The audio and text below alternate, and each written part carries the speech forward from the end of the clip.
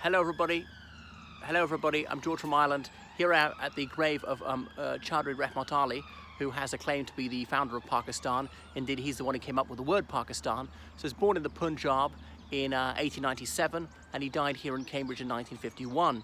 And he died penniless, and he was so indigent that his old college, Emmanuel, they paid for his funeral expenses, and there was a tussle between the Pakistani High Commission in London and the government in Pakistan, a lot of back and forth with letters, and eventually the Pakistani government agreed to reimburse Emmanuel for this and erect this headstone. And I thought, how am I going to find this grave? But there was a bit of a giveaway seeing the Pakistani flag emblazoned above his last resting place. So he was born into a Muslim family, no surprises there then, but they're a family of considerable means. He got to go to university, which was very unusual in those days. Of course, most people in South Asia were illiterate in the early 20th century. And then he came to Emmanuel College, Cambridge, where he took a law degree. He went to Trinity College, Dublin, in Ireland. And then he was called to the bar in England at Middle Temple. He practiced desultorily. So Muslim affairs was his primary occupation, his obsession really. And then in London, supposedly on a bus one time, he came up with the idea of the word Pakistan, though some say a journalist wrote the word Pakistan several years earlier. Certainly at number 3 Humblestone Road, here in Cambridge, he wrote the word Pakistan. Then he famously published an article saying, you know, are we to live or perish forever, about the destiny of the Muslims of South Asia, because the termination of the British Raj seemed to be not too far off. There were various roundtable conferences in London in the early 1930s to try and decide the future of India. And some people thought they should call this new Muslim homeland Dinia, Deen as in faith, or Osmanistan for a Muslim homeland in South India. But he said, well, it's P for Punjabis, A for Afghania, as in the Northwest Frontier Province, or the Khyber Pakhtunkhwa, as we now call it, K for Kashmir, S for Sindh, and then Tan from Baluchistan, and then maybe the I in the middle for ease of pronunciation, as in Afghanistan, not Afghanistan. Stan also being land, it's a word in both Urdu and indeed Farsi, so land of the pure. So that was his idea, but it wasn't widely embraced until the early 1940s by the Muslim community in South Asia. So he actually seldom returned to South Asia, and indeed he was here in Cambridge on Pakistani Independence Day. So he'd done so much to blazon forth the notion of a separate homeland for the Muslims of South Asia. There was Allama Muhammad Iqbal had also evangelized in that cause. And the Muslim League was going since the early 20th century, and only split from the Congress Party just before the First World War. Muhammad Ali Jinnah, of course, knew all those Congress luminaries like Nehru, like Gandhi, and so forth, like Sardar Vallabhbhai Patel. But then there was the Lahore Declaration, which he helped to author. He's often known by the misnomer the Pakistan Declaration. That's a misdescription, since the word Pakistan doesn't appear anywhere in it, but saying there ought to be a separate homeland for the Mussulmans of India, both in the northeast and northwest zones. But it wasn't clear, was that to be one Muslim country or two? And then Jinnah had to clarify it was supposed to be two. You can go to the Minari Pakistan, as in that Pakistan Tower in Lahore, in a very well-worn park, which marks the spot where he proclaimed this to the world's press in 1940. So shortly after Pakistani independence, he returned. Chaudhry Rehmat Ali returned to what was Pakistan, which was really his brainchild. It was just after the new foundling country, this fledgling democracy, was orphaned by its founding father, as many view him, Muhammad Ali Jinnah, the Qaidi Azum, who died only 13 months after the country's foundation.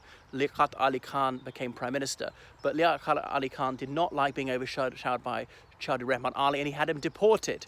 Well, which is obviously very hurtful to this man who'd done so much to birth the nation, to be shunned almost straight away. And he came back here feeling terribly dejected, and he was in penurious circumstances, so much so that when he eventually died in 1951, he had really no means, and his goods had to be distrained. In his own college, Emmanuel, because he was impecunious, they agreed to pay for his pauper's funeral. And there was no headstone erected for a few years. There was a lot of back and forth between the Pakistani High Commission in London and the government, and then in Karachi. And finally, the Pakistani government agreed to stump up the cash and erect this headstone here. So you can see, as he was born in Layalapur, Pakistan, and son of Haji Shah Muhammad. Well, Chaudhry Rehmat Ali never went on Hajj himself. You can see the inscriptions there in Urdu over there. So that's him. He's subsequently been honoured by Pakistan posthumously, as he was not honoured in life. So anyway, that's him. What else can I say? Yeah, the house where he lived in Cambridge still stands. I don't think that there is a blue plaque there. Yeah, it's curious that he chose to spend almost his entire adult life outside of Pakistan, what was to become Pakistan, despite becoming fixated with the idea of creating a separate country for the Muslims of South Asia. And East Pakistan, as now Bangladesh, was a complete afterthought. You might notice that none of the letters of the word Pakistan are meant to represent the Bengalis, so they felt very let down by that. And Chaudhry Rehmat Ali was deeply dispirited at the terrible bloodletting which followed the partition of India. This was not what he had envisioned at all. Now, he did want a homeland for Muslims rather than a Shariat state, and that was something that Muhammad Ali Jinnah agreed with him, and obviously it has become a Shariat state with that Islamic Ideology Council seeing that all the legislation is kosher, for want of a better word, halal. Perhaps I should say that there's a certain ideological purity to all the laws passed by the National Assembly. And there you see the white on the flag to represent the non-Muslim minority. At the time of partition, that was easily 10% of the population. Remember, in East Pakistan, it's rather higher than in West Pakistan. And obviously the crescent moon and the five-pointed star, the symbols of Islam. Some of them saw Turkey, an overwhelmingly Muslim majority country, as the pioneer to follow, because it was a secular state, despite being overwhelmingly Muslim. And there was no, well, very little aggro between Sunnis and Shia back then. Remember, Jinnah was a Shia, Chaudhry Rehmat Ali was a Sunni. So an outstanding intellectual and the author of several books and part of a tiny Muslim Indian community in Cambridge and London at the time. Non-white people were well under 1% of the population back then.